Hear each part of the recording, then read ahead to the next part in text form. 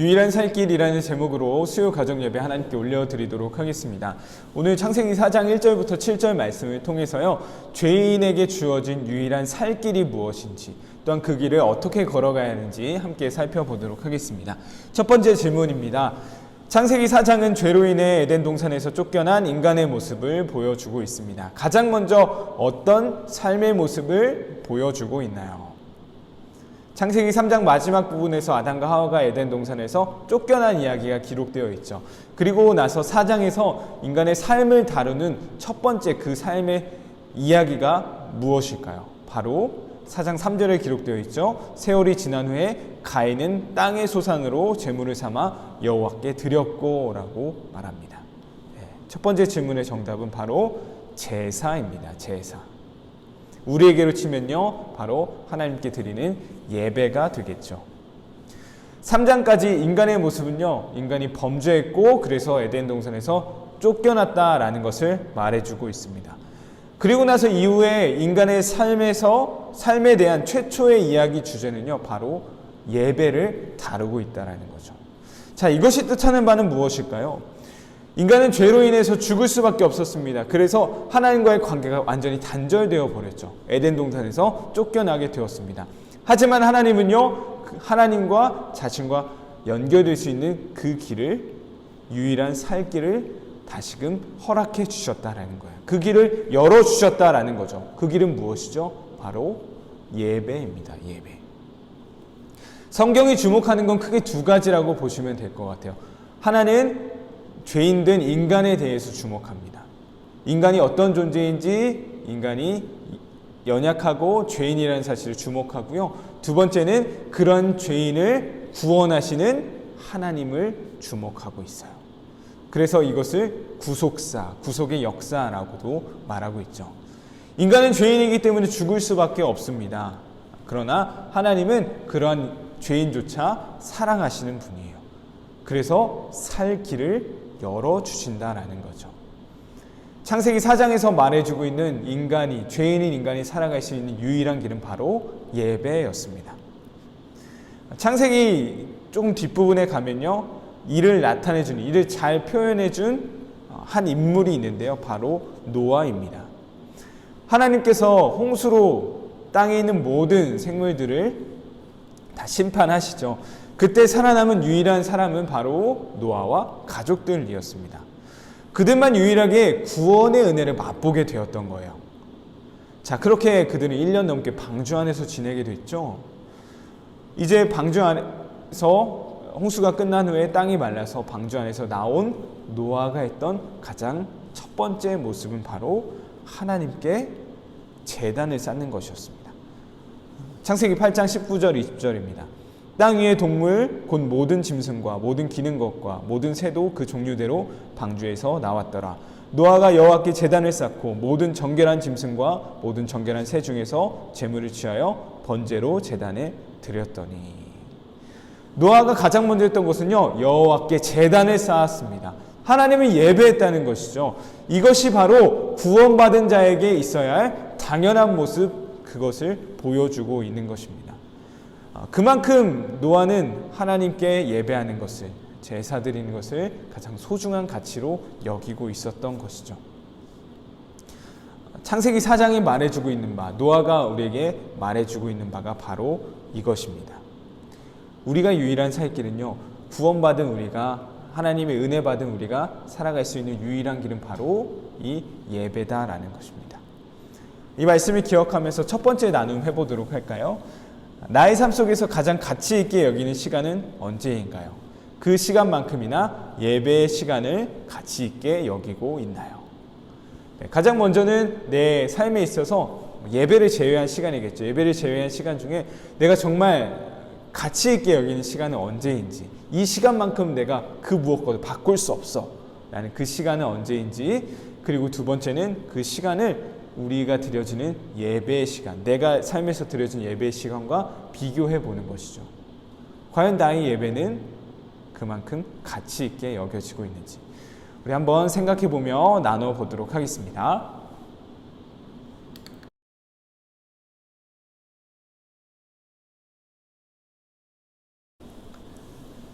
지금 우리에게 있어 예배는 조금 가벼워진 느낌이 없지 않아 있는 것 같습니다.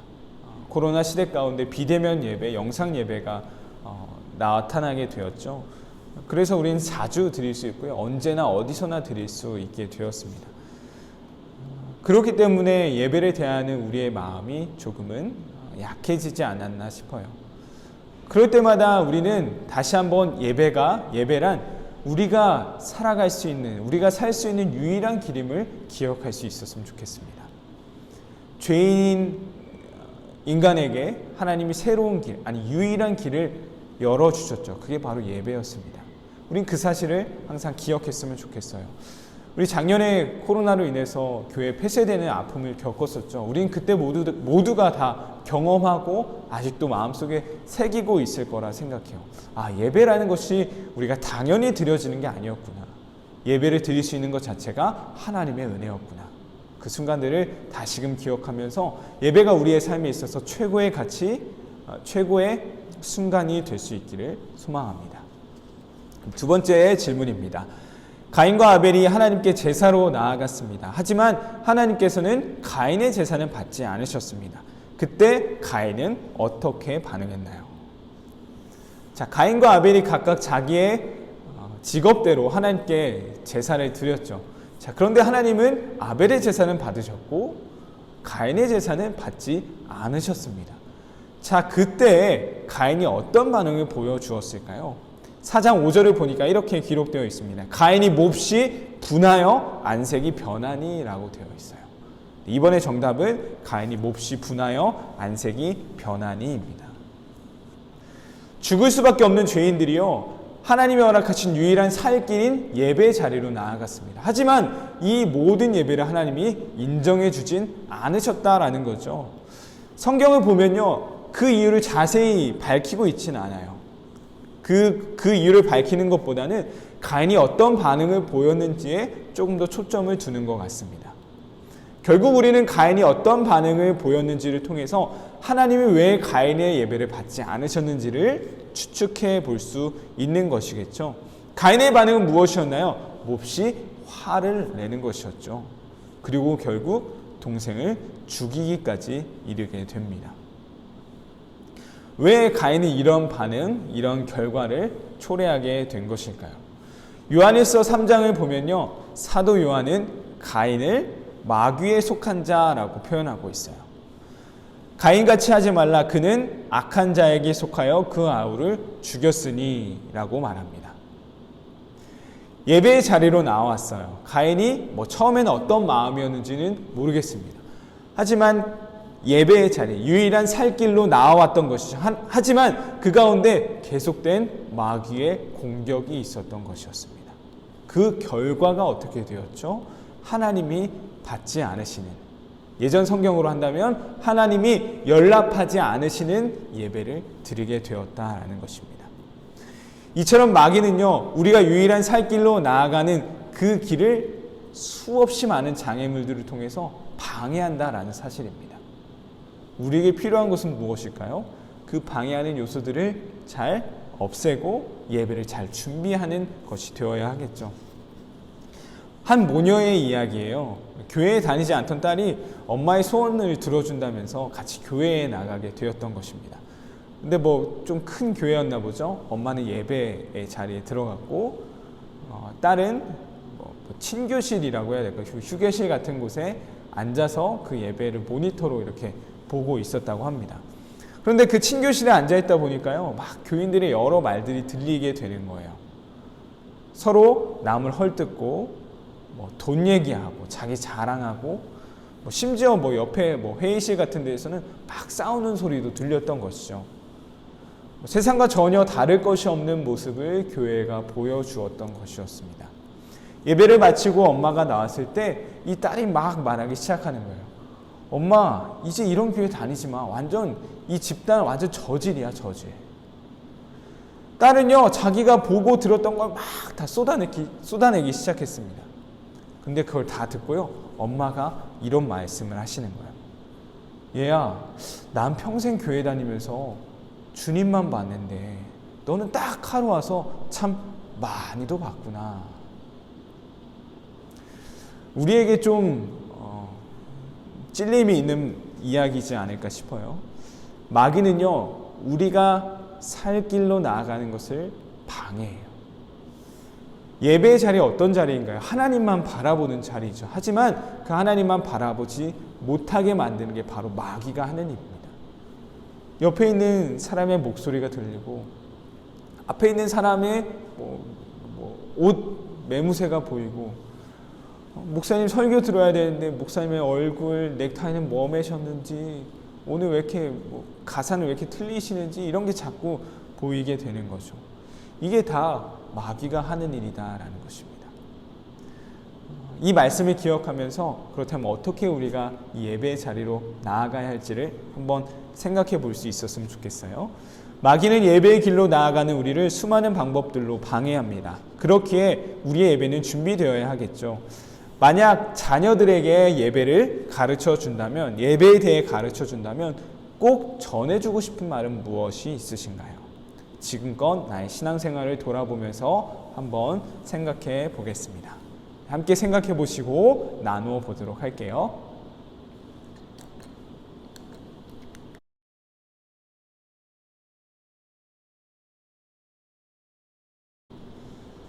우리 자녀들에게 남겨줄, 가르쳐줄 예배에 대한 그런 자세들 잘 생각해 보셨나요?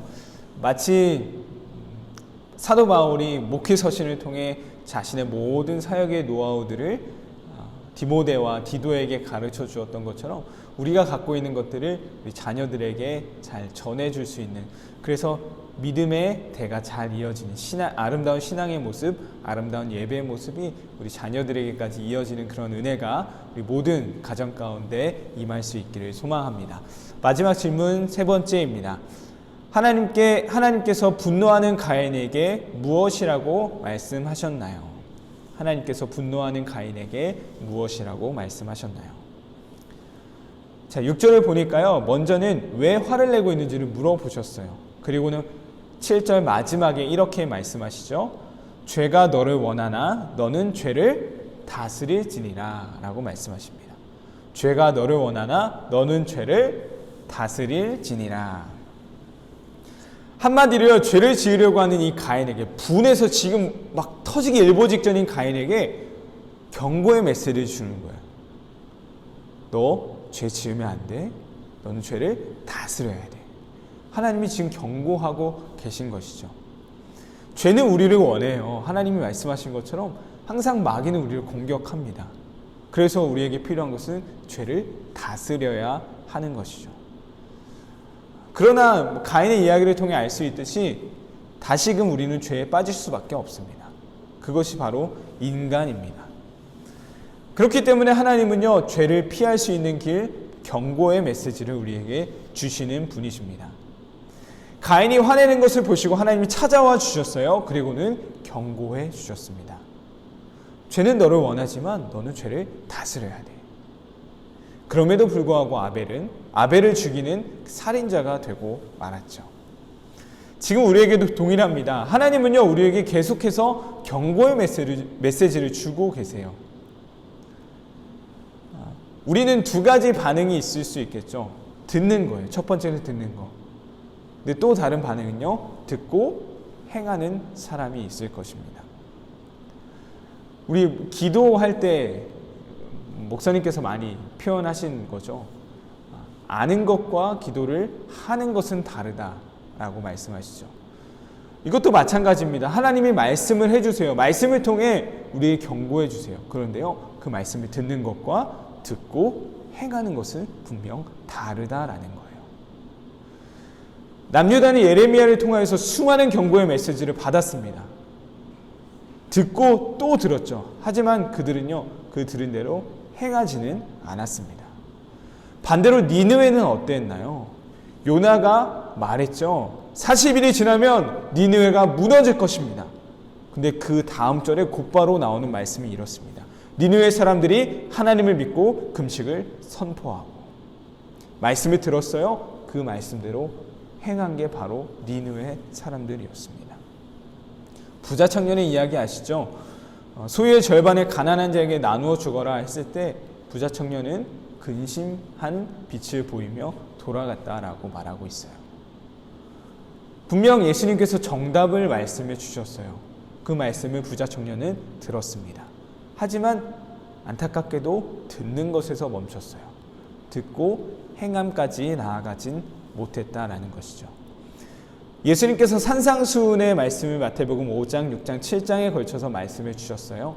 7장 마지막 부분을 보면요, 이런 말씀을 하십니다. 산상수훈의 말씀의 결론이라고 보시면 될 것 같아요. 그러므로 누구든지 나의 이 말을 듣고 행하는 자는 그 집을 반석 위에 지은 지혜로운 사람 같으리니. 예수님께서는 말씀하시는 거예요. 내가 말하지만 이 말을 듣는 것에서 끝나는 것이 아닌 듣고 행하는 자가 되어야 한다라는 것이죠. 우리의 삶 가운데 하나님은 수많은 메시지를 통해, 말씀을 통해서 우리에게 가르쳐 주시고 깨닫게 하십니다. 우리가 해야 될 것은요, 그것을 듣고 행함까지 나아가야 한다라는 것이죠. 듣는 것에서 끝나는 것이 아닌 듣고 행하는 자리까지 나아갈 수 있는 우리 모두가 되었으면 좋겠습니다. 나눔 세 번째입니다. 말씀을 듣고 아는 것과 그것을 행하며 순종하는 것은 다릅니다. 나의 삶 속에서 말씀을 통해 변화된 모습이 있나요? 어떤 말씀을 통해 어떻게 변화되었는지 나누어 보도록 하겠습니다. 함께 나누어 보겠습니다.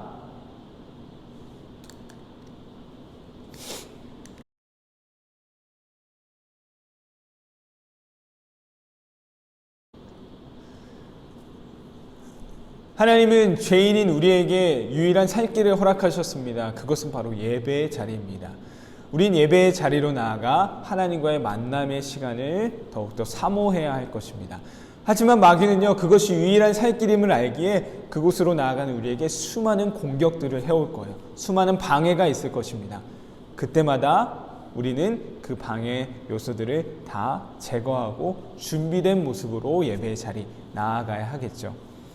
하나님은 그 방해 요소들을 제거하고 또한 죄의 길로 빠지지 않게 하시기 위해 우리에게 또한 말씀을 통해 경고해 주시는 분이십니다. 말씀을 듣고 행하는 자리까지 나아가서 우리의 유일한 살 길인 그 예배에 승리할 수 있는 우리 모든 생명길 교회 성도님들 되시길 간절히 소망합니다.